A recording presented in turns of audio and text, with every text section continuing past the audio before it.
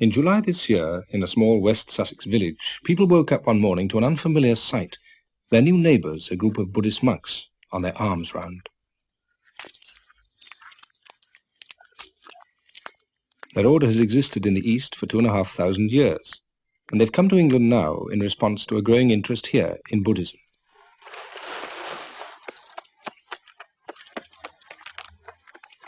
They aim to live the simple and disciplined life which the Buddha laid down for the earliest forest monks. There are many Buddhist groups in Britain, but this is the first attempt at such a traditional approach. They have to follow 227 rules which govern every aspect of their life. The rules provide them with a framework for developing spiritual insight and what the Buddhist scriptures call loving kindness towards all creation.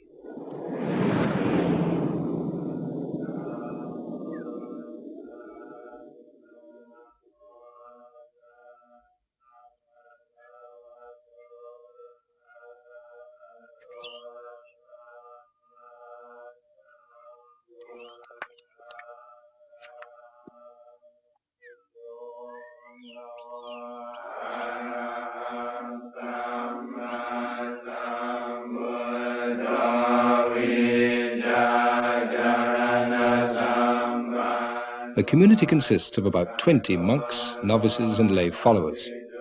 Their day has begun at 4 a.m. with meditation followed by chanting in Pali.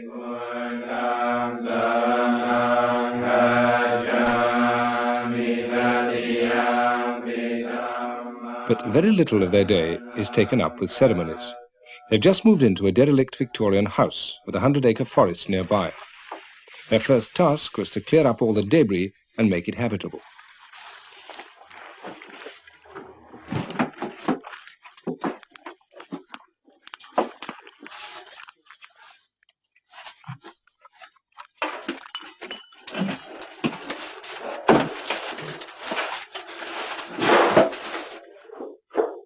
Monks are trained to be content with little. They eat only one meal a day. They don't listen to music, watch television or read novels. They have to remain celibate and they are permitted few possessions.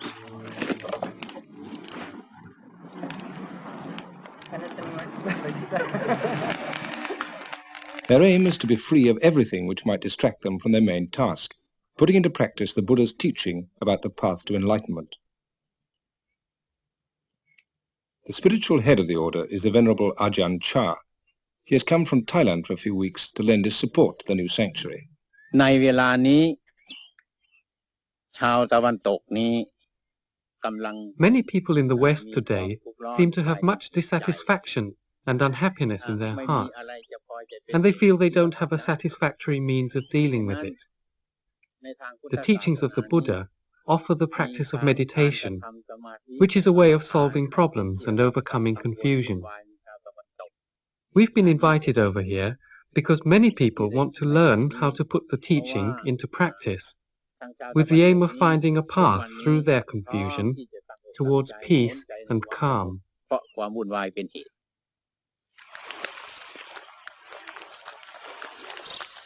But how is all this going to go down in West Sussex? For hundreds of years, Western Christians have exported their religion. Now, for the first time, the West is on the receiving end. This little hamlet is essentially, it's been steeped in religion for hundreds and hundreds and hundreds of years, Christian religion.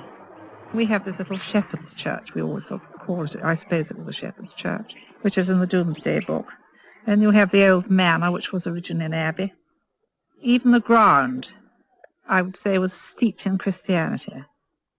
There are just a few people, but they all mind. They do mind terribly. Not that one's anti-anything at all, but this is absolutely alien to the locality. It's an intrusion, it's an invasion. They're all coming from outside. One doesn't know whether they're English, where they come from, anything about them. And they're all searching for something. We've got what we want. I mean, we've only got to look out of this wonderful world, and here we've got a God. Always have had a God.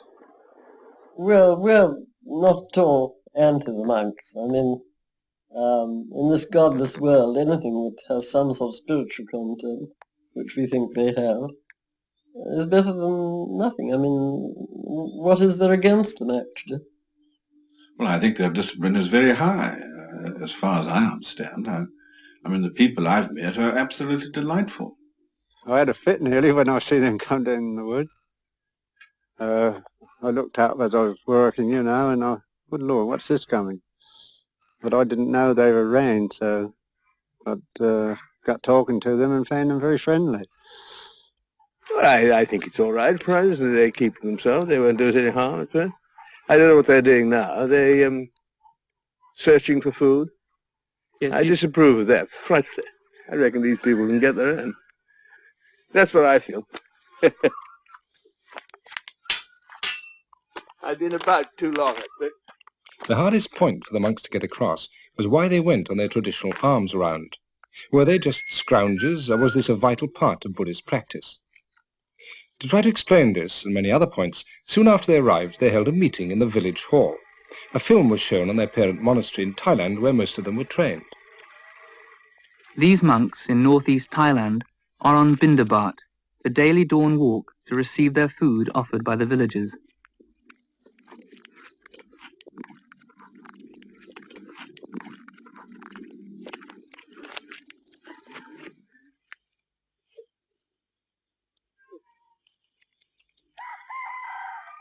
They're not allowed to possess money nor grow their own food.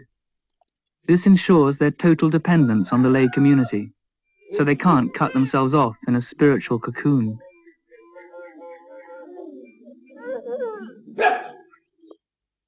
For the laity, Bindabat is a way of paying respect to the discipline of the monks, and also a way of making merit, which many believe brings good fortune in this life and in future rebirths.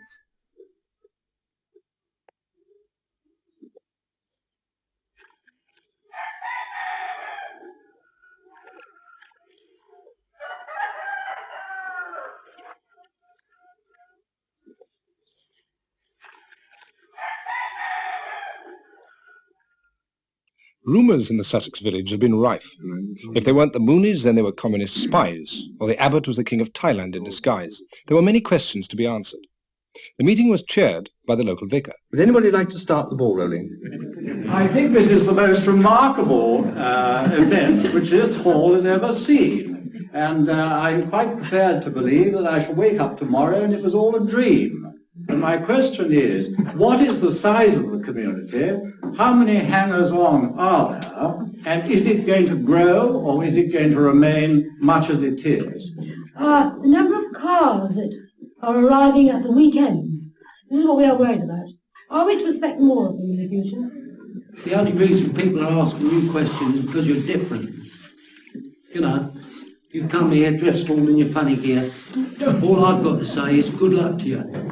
If you can make a go of it and get something for nothing, great. I honestly mean it, you know. Good luck. Thank you, George. Walking through Leicester Square a fortnight ago, I came across what appeared to me to be a sort of Buddhist raver. I don't know who the people concerned were, but they were certainly in saffron habits rather like your own. They had shaven heads. They were banging cymbals and had really gone completely ecstatic. I think one of the things that we have a fear of here is that these sort of people, who may be a fringe element, I don't know, of your faith, may come down here and this sort of thing may go on at Chithurst. The monks' way of meeting doubts that they were just another weird and possibly dangerous sect was to invite the local people to the sanctuary to take a look for themselves. They explained that their rules forbade them to ask for food, and they didn't expect to be fed by their neighbours, but they were keeping up the tradition of the alms round partly as a way of making contact.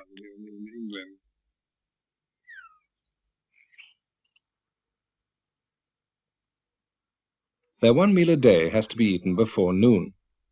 Part of their food will be grown by their lay helpers, and the rest will be donated by Buddhist supporters from further afield. Today it's been given by the Hampshire Buddhist Society. This temporary dining room was provided by their chairman, who owns a marquee company. You don't have to be a monk to be a devout Buddhist. You can lead an active business life, provided it's not an immoral one. We've come today to offer a meal to the monks, which is known as dharma, and this is an act of giving which establishes a sort of a relationship between lay people and the monks. And it's not, as is often thought, a case of just giving something to gain merit, but ideally, or in the perfect way, giving dharma is a case of giving a little bit of oneself, and so it's in keeping with all the basic Buddhist teachings of the dropping ones. I've been asked why I'm Buddhist. It's not very easy to answer that because it's a slow process, and I think a gradual confidence grows, but I suppose it comes down really to the fact that I see, well, it's called dukkha in Pali, which is the old Buddhist language. Probably I understand it as dis-ease, imperfection or suffering, and I see this in others, but more importantly in myself. And I'm of confidence that the Buddhist way of practice is a way of doing away with it gradually.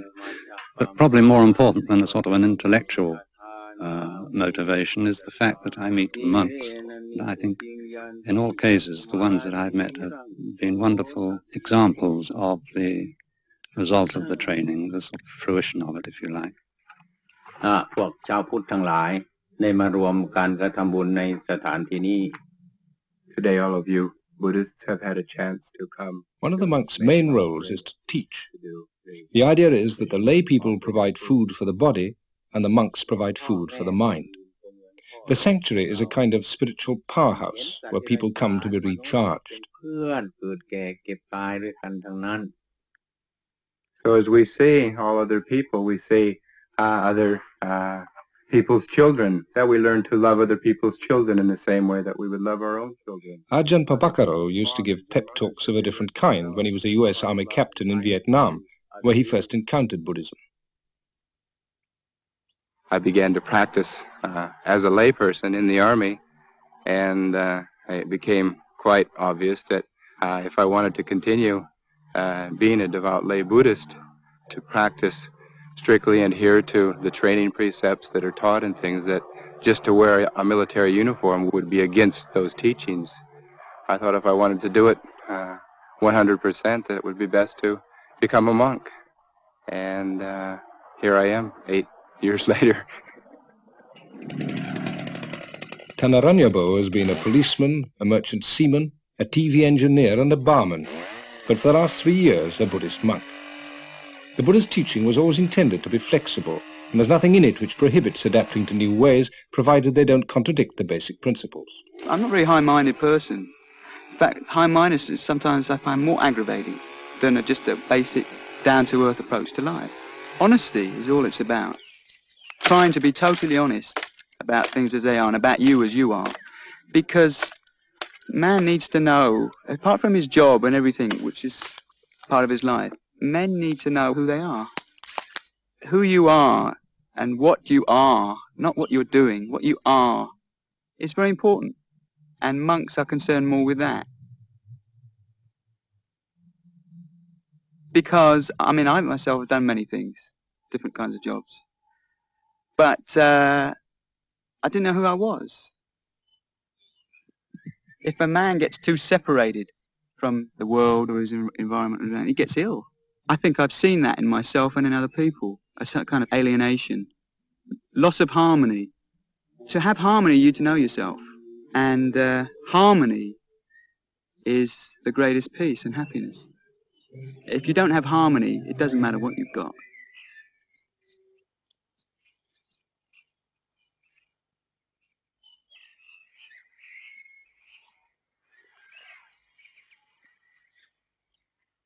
Meditation is seen as the path towards harmony.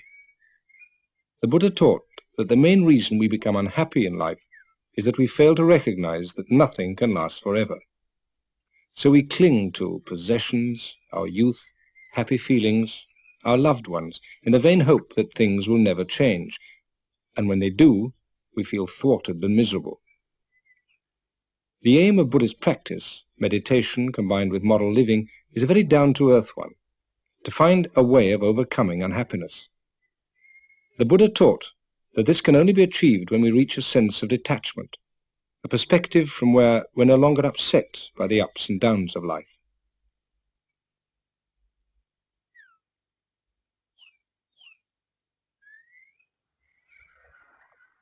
When we accept that all existence is impermanent, we begin to take things in our stride. And once we stop clinging to things as though they last forever, then we begin to overcome unhappiness.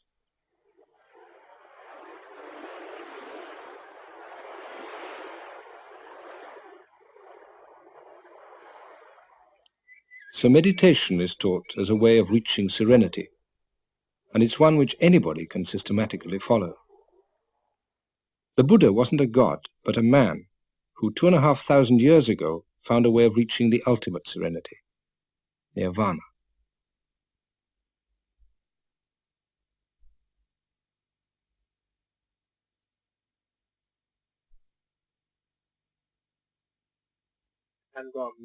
But meditation isn't regarded as something just for monks. Does your meditation include the mindfulness aspect which was taught by the Buddha?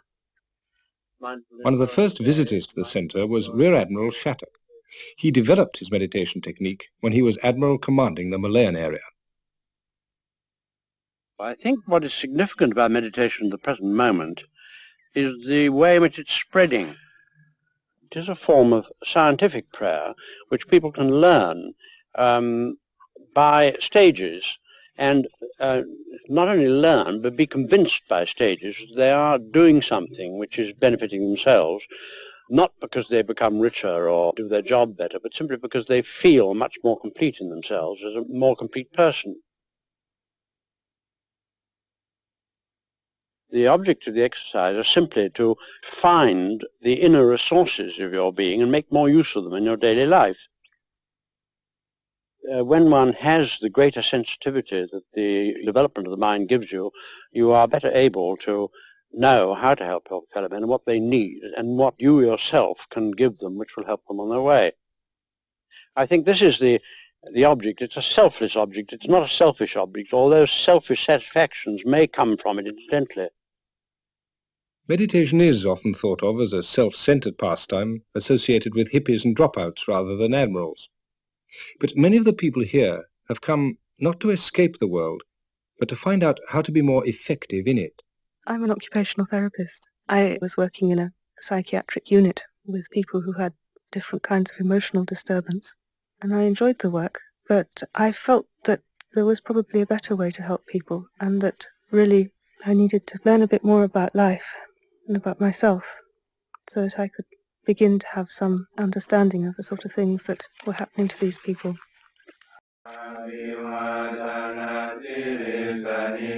A lot of people say that the monks are very selfish, that they spend all their time working on themselves, and that this way of life doesn't really benefit anybody else very much. But it's benefited me enormously, because what they're doing is living a teaching, and they're making it work, and showing other people that they can make it work too. That's one of the things that they do to help. They just act as a kind of a living embodiment of the teaching. Well, if it hadn't been for this practice and this teaching, I would have ended up in a nut house. You do some meditation, and you conduct yourself very mindfully and peacefully. You get insights into the way your own mind's going round in its own particular short circuits, and you break through a lot of neurotic behaviour patterns, and you find yourself coping with the world again, simply because this training's shown you how to look into your own mind.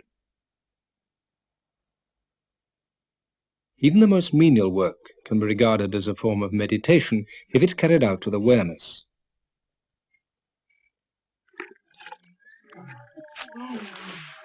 The aim of the training is to make them constantly aware of the present moment. Since monks are forbidden to till the soil, this is done by a novice or layman.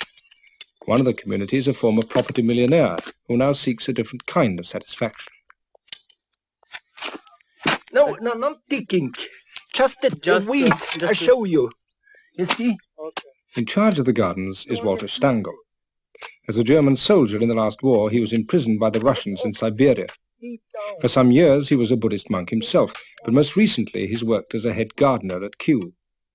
Now he's decided to devote the rest of his life to this community. You see, you take it off, put it here in. Yeah. Through Buddhism, I found out more or less or a little bit who I am, and I'm still discovering how little I am. Buddha said, don't believe in me, what I say. Just find out for yourself, not believing or thinking it's this is or that this way. Stand on your own feet. Be your own explorer, your own discoverer, and see what is on. What's the meaning of life? What's the purpose to be here? Is it just the purpose here to accumulate money, property, houses and cars and all the rest of it? I don't think so. There must be something else. And I feel Buddhism is coming more and more to Europe. We are tired in this saying, believe in me and follow me.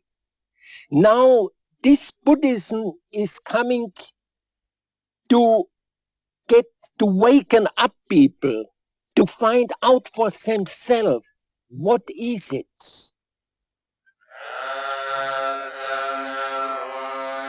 The Buddha taught that understanding is more important than believing, and that enlightenment doesn't come in the form of grace from a divine power, but as a result of man's own efforts to understand the teaching. Here the monks are performing a ceremony for a couple who've recently been married. The groom was once a monk himself. There's no dishonor in having disrobed, since Buddhists accept that all states are subject to change.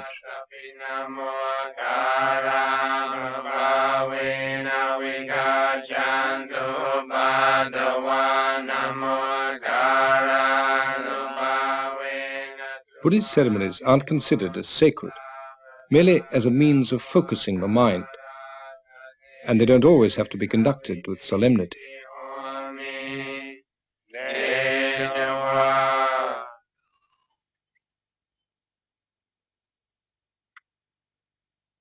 At the end of the ceremony, they tie a thread as a gesture of good luck. Even the cat benefits from the ritual sprinkling.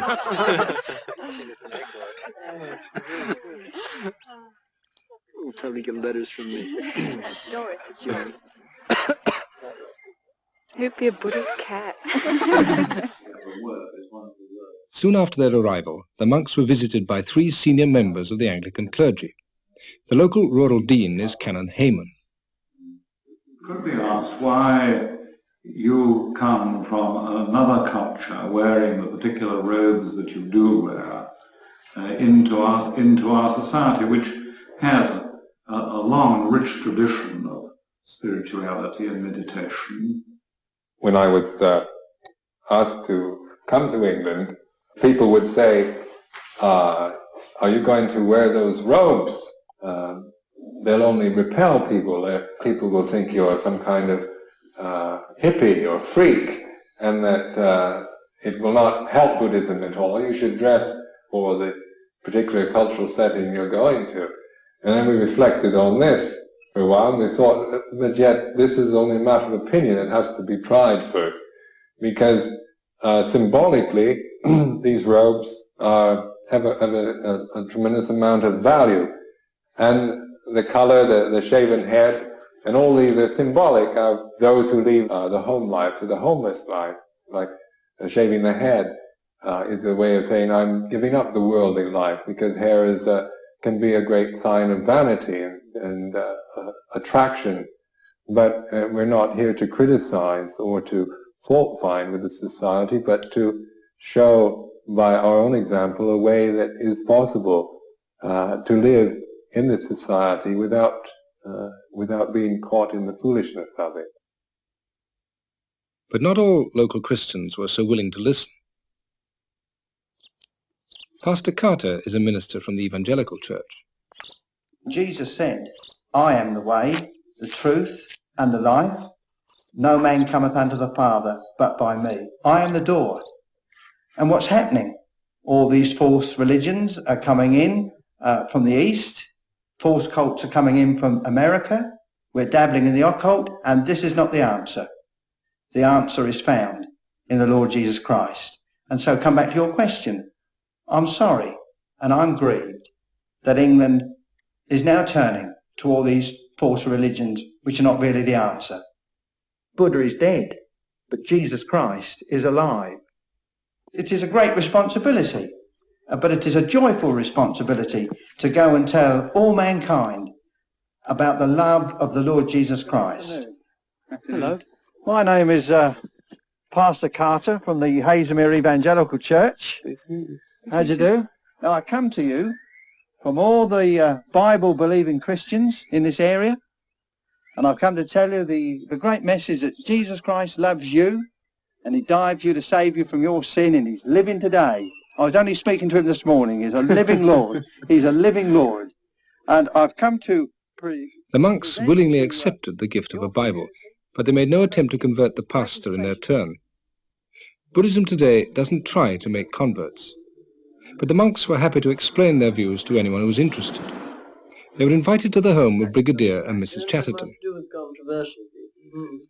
I think it's very interesting that young people are turning to, if I may say so, Buddhism or that form of spiritual situation, because the Christian church hasn't got the hold that it had. I mean, it's only 11% of 52 million people. Yeah. It doesn't grip, does it? Doesn't seem to, no. Yeah, that's the point. We see religions, any religion, as a convention or a tool or some kind of vehicle which we use in order to transcend the worldly suffering, the cycle of birth and death, in order to be one with the ultimate truth. And I think in Christianity, maybe the conventions they use, the words are different, the way they talk, but it all is pointing in the same direction, at that which is, say, beyond description, that which we call immortal, or beyond birth and death, that which is perfect and complete. Yeah. We're not claiming that ours is the only true path, but it is one of the conventions that we, through our own personal practice and experience, have found very useful and beneficial. The main problem when one religion tries to understand another is the lack of a common vocabulary. This is what the local clergymen hoped to find. They showed the monks around a former Christian priory, which seemed a suitable setting for a metaphysical discussion. When you are meditating, are you having any regard to what we would call God? I'd be very shy of using the word God. I would say that it's becoming aware of the way things are, the way your mind is, the way that your mind works, but the way that all things are interconnected, interrelated. It's opening yourself up to that which is beyond your immediate knowledge and realizing there's something beyond that which arises and that which passes away, that which is mortal, that which is born and dies. But whatever that is, you can't understand it, you can't name it. What I'm worried about is that we don't seem to have a word which we can both use to describe what we're seeking. If I'm seeking ultimate truth, and if the abbot and Buddhist monks are seeking the ultimate truth, and if we accept that the ultimate truth cannot alter or be anything different, then there must be some way in which we can communicate with each other. The world will separate us, right? He's a Buddhist, I'm a Christian. But intrinsically, basically, in what I'm doing, I feel that there is as much between you and me as there is between any other worshipping and sincere and devout Christian. So that I can see it. Local clergymen like the Reverend Christopher Boxley feel they personally can find a meeting point. But for the Church of England as a whole, does the presence of Buddhism in any way pose a threat? It can't be bad if it's something that challenges you. And the presence of Buddhists in rural West Sussex, which is traditionally the sort of heart of the Church of England, the challenge in itself must be something which says, well, what is this tradition? If our tradition is worth anything, the tradition of Christianity, the tradition that many of us have been prepared to die for and all sorts of things, really, what is it saying? The old argument of the Church of England being the Tory party at prayer. I mean, this is something which does put a lot of young people off. We need somehow to say that beyond the dreariness, beyond the formality, beyond everything that you associate with churches and boredom, there is a tradition of seeking the truth. The Buddhists have given us, or by being here, give us the opportunity to look at our own traditions and, I hope, to preserve what is worthwhile in those traditions, but to have the courage also to say about some of them that really they're not worth keeping. It's early days yet to see how Sussex will take to Buddhism. But it doesn't seem likely that familiar rituals will be abandoned in favour of Sunday afternoons in the lotus position. By comparison with the active pursuits of rural Sussex, Buddhist meditation might seem a rather passive and therefore unrewarding pastime. The monks don't condemn the active life, but their hope is to demonstrate to their neighbours that the most effective actions come from a still mind, and that the path to the still mind is meditation. The Buddha said, when a man attains wisdom through the teaching, he becomes serene and at peace, like a lake, which is deep, clear, and still. Many people say Buddhism is very nihilistic, which, when you look at it in terms of you, your little self, living in this vast universe, it is. It's a total annihilation in a sense. But it's an annihilation of that small-minded way of looking at the world, always from you, ego-centered thing. But that's not all there is.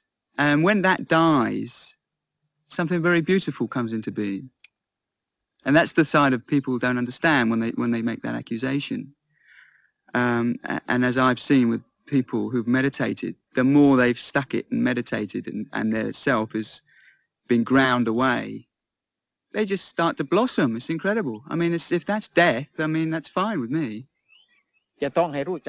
All this can never be fully understood if all we do is talk about it. Just as we can never know whether an apple tastes sweet or sour, unless we actually taste it for ourselves.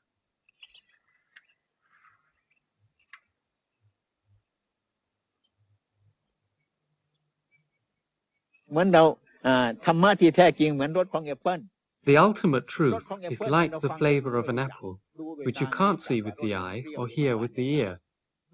The only way to experience it is to put the teaching into practice. Once you've tasted it, you'll no longer be in any doubt about its flavor, and you won't have to ask anyone else. The problem will be solved.